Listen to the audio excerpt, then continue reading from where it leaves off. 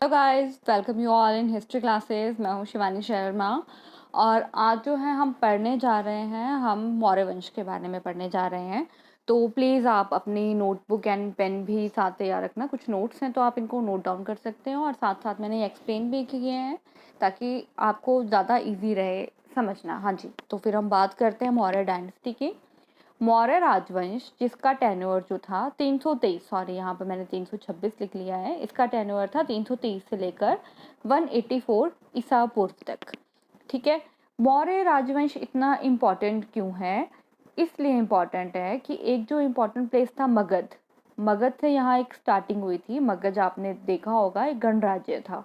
तो अब मगध जो है हिरण्यक वंश, शिशुनागपाल वंश और नंद वंश के बाद जो है एक राजवंश में बदल गया था, क्योंकि उन्होंने भी काफ़ी, जो उन राजवंशों ने भी है मगध का विस्तार काफ़ी बड़े एरिया तक कर दिया था। लास्ट वीडियोस में ये चीज़ तीनों वंशों के बारे में कंप्लीट मैंने किया हुआ है, आप वहाँ चेक कर सकते हो। तो मौर्य वंश इतना इम्पोर्टेंट क्यों रहा? हिरण्यक या शिशुनागपाल वंश या नंद वंश इतना इम्पोर्टेंट क्यों रहा? क्योंकि आप मौर्य एरिया देखो कि इन्होंने कितना एरिया ऑक्युपाई किया है, और साथ साथ जो ये एरिया ऑक्युपाई किया है, कुछ ऑक्युपाई किया है इन्होंने युद्धों से और कुछ एरिया इन्होंने ऑक्युपाई किया हुआ है अपने धर्म बेस पे, जो कि आप सम्राट अशोक के बारे में जब पढ़ोगे। यहाँ आज के टॉपिक में हम सिर्फ चंद्रगुप्त मौर्य और बिंबिसार के बारे में ही पढ़ेंगे। सम्राट अशोक के बारे में जो है हम नेक्स्ट लेक्चर में देखेंगे, वहाँ पर उस चीज़ को हम कवर अप करेंगे। तो बिंदुसार जो कि चंद्रगुप्त के पुत्र थे और चंद्रगुप्त, उनके बारे में ही देखा जाएगा। मैप आप जरूर कंसीडर करें। मगध जो कि कौन से एरिया में पड़ता था? बिहार के एरिया में पड़ता था। वहाँ से ये साम्राज्य स्टार्ट हुआ और साउथ वाला पार्ट भी और नॉर्थ वाला पार्ट भी साम्राज्य ने कवर कर दिया था। ठीक है, कुछ इंपॉर्टेंट पॉइंट्स हैं जो ये क्वेश्चन में एमसीक्यूज आते हैं, वो आप देख सकते हो। सोर्सेज क्या है? हमें मगध सबसे पहले होता है कि आपको जिस चीज़ के बारे में आप पढ़ रहे हो उसको पढ़ने के लिए आपके सोर्सेज कौन से हैं। सबसे पहले आ जाता है साहित्य। साहित्य में क्या था? पुराण, हमारे बौद्ध ग्रंथ और जैन ग्रंथ, उनसे भी हमें मौर्य साम्राज्य के बारे में जानकारी मिलती है। दूसरा है विदेशी विवरण। विदेशी विवरणों में हम देखेंगे सिकंदर जो है वो भी मौर्य राजवंश के टाइम में आए थे, चंद्रगुप्त के पीरियड में, और साथ में एक और थे राइटर, उनकी असली बुक तो नहीं है बट इंडिका, मेगास्थनीज की जो इंडिका बुक है वो रिटन फॉर्म में, जो ओरिजिनल बुक अभी तक नहीं मिली है, बट उस बुक्स के जो रेफरेंस और बुक्स में है उनसे हमें पता चलता है। तो अगर हम बात करें सिकंदर, तो सिकंदर के टाइम के लेखक कौन थे? आप इसे नोट डाउन कर सकते हो। नियाकस, आनेसिक्रिटस तथा एरिस्टोबुलस, ये सिकंदर के समकालीन लेखक थे। कई बार क्वेश्चन आता है और कि इंडिका के हमें कहाँ कहाँ से और लेखकों से जो है पता चला है उस बुक के बारे में, तो उसमें कौन कौन से आते हैं लेखक? उसमें आता है स्ट्रैबो, नोट डाउन कर लीजिए प्लीज, डियोडोरस, पिलिनी, एरियन, प्लूटॉक और जस्टिन। ये 6 नेम है: स्ट्रैबो, डियोडोरस, पिलिनी, एरियन, प्लूटॉक और जस्टिन। ये क्वेश्चन जो है यूजीसी नेट के पिछले क्वेश्चंस में आया हुआ है। तो ये जो 3 सोर्सेज हैं, और उसके बाद आता है आर्कियोलॉजिकल सोर्सेज। अशोक ने बहुत सारे लेख और अभिलेख शिलाओं पे और खंभों पे अपने उत्कीर्ण करवाए थे। उन अभिलेखों और लेखों से भी मौर्य साम्राज्य किस टाइप का था उसके बारे में हमें पता चलता है। हम किसी चीज़ को क्यों पढ़ते हैं? इसलिए पढ़ते हैं उस टाइम पीरियड में क्या चीज़ कैसे हो रही है। अभी हमें पता है, न्यूज़ में भी हमें फ्लैश हो जाता है कि कौन सी स्टेट में क्या हो रहा है, बट बहुत साल पहले लोगों का लिविंग स्टैंडर्ड क्या था, क्या सोच थी, और उस सोच के हिसाब से उन्होंने कितनी आगे तरक्की की, या वो उस टाइम पीरियड में उनकी सोच ज़्यादा एडवांस थी, वो सब हम चीज़ें हिस्ट्री में पढ़ते हैं। तो मौर्य राजवंश में भी हम आज यही पढ़ेंगे कि मौर्य राजवंश के बारे में जानकारी कि हमारे सोर्सेस कौन कौन से थे, धर्म कैसा था, और मौर्य राजवंश की सबसे पहली बात उत्पत्ति कैसे हुई, कि मौर्य राजवंश कैसे एक फोकस में आया। सेकेंड हम देखेंगे कि चंद्रगुप्त की उपलब्धियां क्या थी और कौन कौन से उन्होंने विजय की हैं। ठीक है, और उनके टाइम पीरियड में कौन से विदेशी जो हैं वो भारत में आक्रमण के तौर पे या घूमने फिरने या किसी भी लेखक किसी भी रूप में इंडिया में आए, और चंद्रगुप्त मौर्य का अंत और बिंदुसार के बारे में हम पढ़ेंगे। तो सोर्सेज हमें पता है, लिटरेचर, जो हमें जिन जिन सोर्सेज से इस राजवंश के बारे में पता चलता है, साहित्य, पुराण, बौद्ध ग्रंथ और जैन विदेशी विवरण और आर्कियोलॉजिकल सोर्सेज, मतलब अभिलेख या स्पेशली गिरनार का लेख। अब बात करते हैं हम चंद्रगुप्त मौर्य की। चंद्रगुप्त मौर्य के पीछे की ये कहानी है। कुछ कहते हैं कि वो एक क्षत्रिय थे, बौद्ध ग्रंथ और जैन ग्रंथ, और पुराण कहते हैं कि वो क्षत्रिय नहीं थे, वो शूद्र थे। और चाणक्य, जिन्हें विष्णुगुप्त भी कहते हैं, जो नंद राजाओं के समय अमात्य थे पर उनका अपमान किया गया, उन्होंने चंद्रगुप्त को ट्रेन किया था नंदों के अगेंस्ट, और जो यूनानी आक्रमण हमारे देश में उस टाइम हो रहे थे उनके अगेंस्ट। तो ये चंद्रगुप्त मौर्य की एक छोटी सी स्टोरी है। चंद्रगुप्त मौर्य ने मौर्य साम्राज्य को एस्टेब्लिश किया था with the help of Vishnugupta या चाणक्य या कौटिल्य, जिन्होंने अर्थशास्त्र नाम की बुक लिखी है। अकॉर्डिंग टू ब्राह्मण ग्रंथ ही इज शूद्र। ब्राह्मण बोलते थे कि वो शूद्र है, बट जैन और बौद्ध ग्रंथ कहते थे कि वो क्षत्रिय हैं। ठीक है, बहुत सारे इसमें एविडेंस भी दिए गए हैं उनको प्रूफ करने के लिए कि नहीं वो क्षत्रिय नहीं है, या वो शूद्र है, या वो शूद्र नहीं है, वो क्षत्रिय है। बट बिग अचीवमेंट क्या थी चंद्रगुप्त की? विष्णुगुप्त ने क्यों चंद्रगुप्त नाम का कैरेक्टर को उसने एस्टेब्लिश किया, कि चंद्रगुप्त को ही क्यों चूज किया?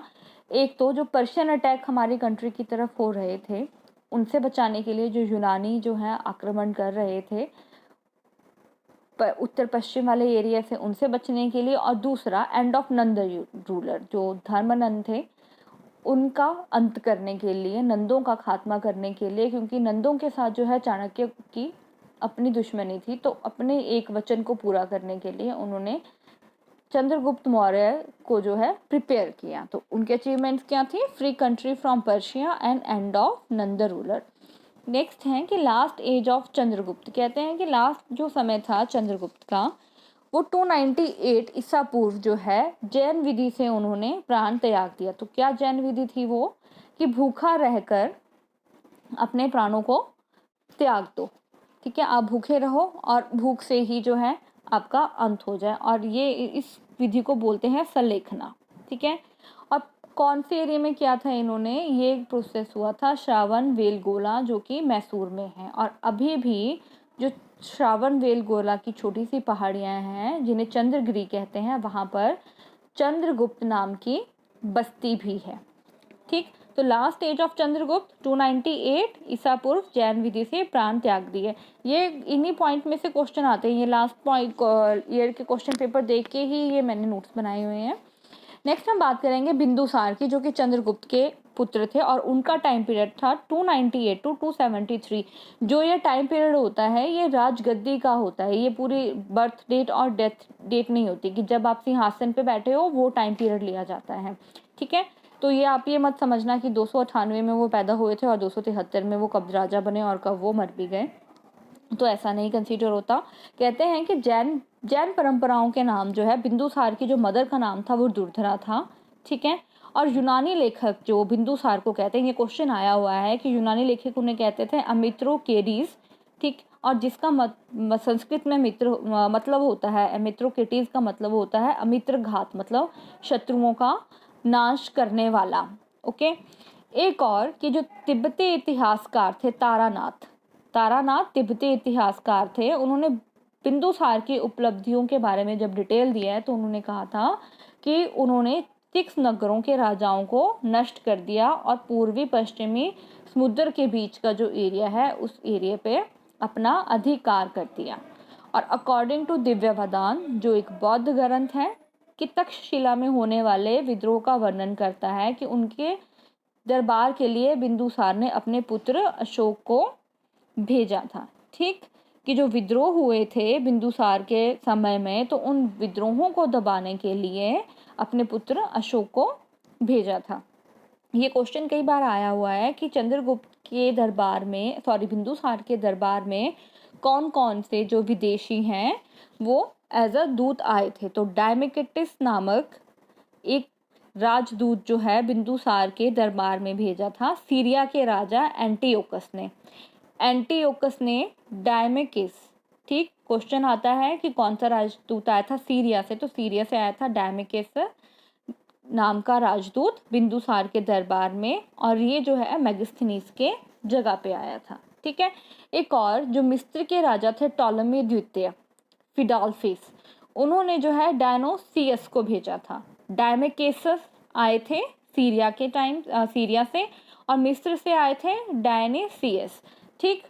तो एक और बिंदुसार के बारे में है कि उन्होंने 25 साल तक राज किया था, और उनका राज्य विस्तार तो हुआ था, बट सबसे बड़ी बात यह है कि जो पिता का उन्होंने राज्य था वो मेंटेन करके रखा।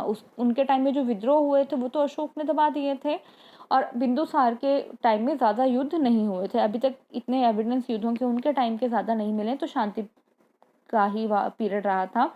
देखो एक और बात है इसमें, इस टाइम पीरियड में बिजनेस जो है वो और कंट्रीज से भी हुआ था।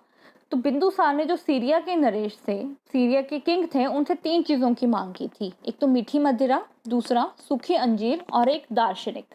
दार्शनिक मतलब सोफिस्ट, कि जो अपने नज़रिया देते हैं। तो ये मांगे 2 तो उनकी पूरी कर दी गई, परंतु तीसरी वस्तु जो थी, तो दार्शनिक के संबंध में ये कह के भेजा कि यूनानी कानूनों के अनुसार दार्शनिकों का विक्रय नहीं होता। मतलब आप ये सोच सकते हो कि उस टाइम पीरियड में भी जो है एक थिंकिंग का पर्सपेक्टिव क्या होता है, किसी इंसान की सोच कहाँ तक बढ़ सकती है, तो वो दार्शनिकों का ही काम होता था। तो ये उस टाइम में भी दार्शनिकों की ज़रूरत थी।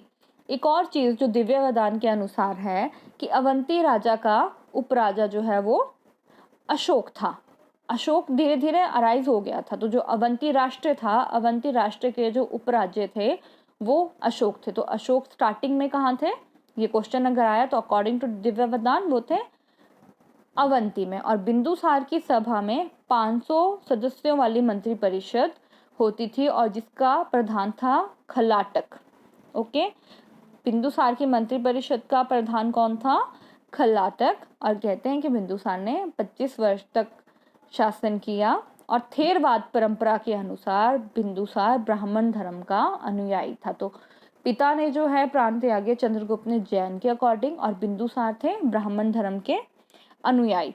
अगर मौर्य साम्राज्य की हमारी बात हो रही है तो कौटिल्य को नहीं हम छोड़ सकते। कौटिल्य ने एक बुक लिखी थी, उसका नाम था अर्थशास्त्र। उस बुक में 15 अधिकरण हैं, 180 प्रकरण हैं, और 4000 श्लोक हैं। और जो अर्थशास्त्र है कौटिल्य की, वो राजनीति बेस्ड है कि एक राजा के कर्म कैसे होते हैं, उन्हें किस तरीके से अपनी प्रजा के साथ बिहेव करना चाहिए, और एक राजा की क्या क्या ड्यूटीज होती है। तो राजनीतिक शास्त्र मौर्य पीरियड में जो बेस था वो चंद्रगुप्त की ही बुक के ऊपर बेस था। तो ये सिर्फ चंद्रगुप्त और बिंदुसार के बारे में नोट्स थे। अशोक राजवंश पढ़ने के लिए जो है आप प्लीज़ इस चैनल को ज़रूर सब्सक्राइब करें। Thank you.